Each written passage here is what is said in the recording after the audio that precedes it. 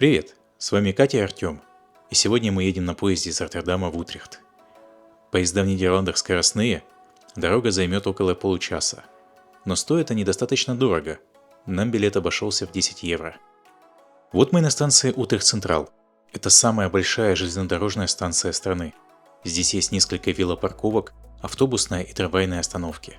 Утрехт входит в четверку самых крупных городов Нидерландов. Сейчас мы пойдем в старую часть города. Утрехту более 900 лет, и он один из старейших городов Нидерландов. Мы зашли во двор Пантхоф Синте-Мари. В XI веке тут стояла церковь Святой Марии. Сегодня от нее остался монастырь и сад.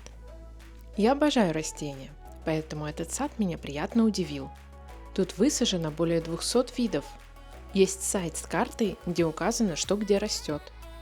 Приятно видеть, что средневековая архитектура интегрирована в современную жизнь. Это не только туристическая локация, но и отличное место для местных, чтобы встретиться и насладиться хорошим днем. Это персонаж детских книг – кролик Миффи. В Утрехте есть музей Миффи и очень милый светофор с кроликом.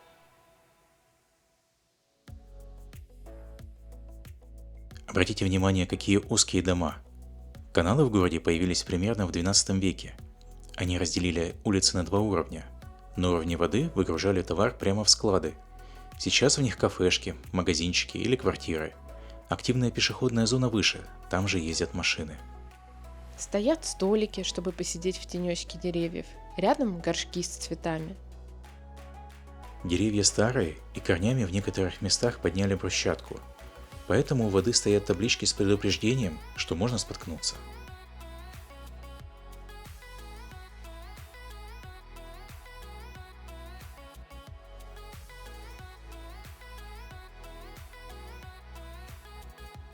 В одном из домов тут можно покачаться на качелях на первом этаже у воды. Мне кажется, нужна смелость, потому что я бы боялась свалиться с качелей в канал. На мостах часто припаркованы велосипеды. По каналам катаются на байдарках, на лодках, катерах или круизах. Мы идем в сторону церкви по мостовой. Вокруг кирпичные домики. Кстати, жители Нидерландов часто ставят таблички на домах, в которых просят не парковать чужие велосипеды у окон. Этот милаха сладенько отдыхает на теплой брусчатке. Здесь почти нет бездомных котиков. На окнах бывают бумажки с текстом, что котик в порядке, котик гуляет и его впустят, когда он захочет. Мне нравится любоваться узкими улочками. Там часто бывает много цветов и интересного декора. Тут еще и яркие велосипеды. На старых домах украшения могут иметь историческое значение. Этот дом с быком на фасаде – бывшее здание малой гильдии мясников 15 века. В 15 веке ребята из этой гильдии пытались захватить власть в городе, за что их распустили. Мы зашли в еще один исторический двор. В 15 веке здесь был монастырь. В 16 его расформировали, здание продали. В часовне практиковались врачи, а позже там учились фехтованию. Сегодня от монастыря остались двор и часовня. Кроме нас, в саду были еще люди. За ними следил рыжий кот. Когда мы зашли, он решил, что нужно присматривать за нами ближе, и спустился. Платану за ним больше 150 лет.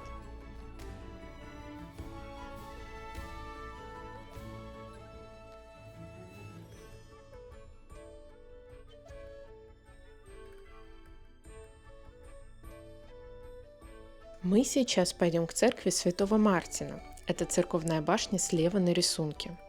А вот и она. Наверх можно подняться по высокой лестнице. Лифта там нет.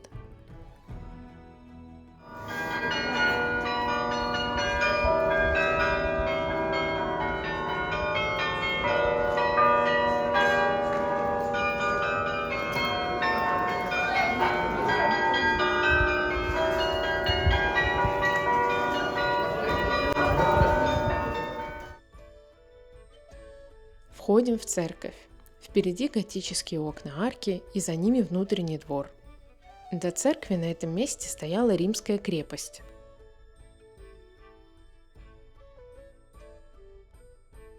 Когда заходишь во внутренний двор церкви, шумного города уже не слышно. Сад тут богат растениями. Было очень много пчел. Можно посидеть в саду под солнцем, а можно спрятаться в тени арок и понаблюдать за садом со стороны. Подарками кто-то играл на гитаре. Звучание струн добавляло месту таинственности и романтизма. Мне очень понравились горгульи для стока воды. Почему-то это слово ассоциируется с чем-то некрасивым. Тут были и горгульи с нелепо милыми мордахами.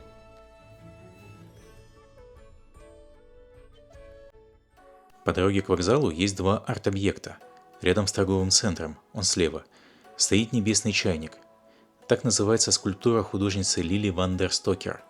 Забавно смотрится на крыше в центре города. А неподалеку от чайника в здание врезалась летающая тарелка. Ее установили в рамках мероприятия, посвященного смене тысячелетий. А потом ее выкупили, и она уже 25 лет стоит на здании. На этом наша сегодняшняя прогулка по Утрехту подошла к концу. Спасибо, что смотрели видео. С вами были Катя и Артем. Всем пока.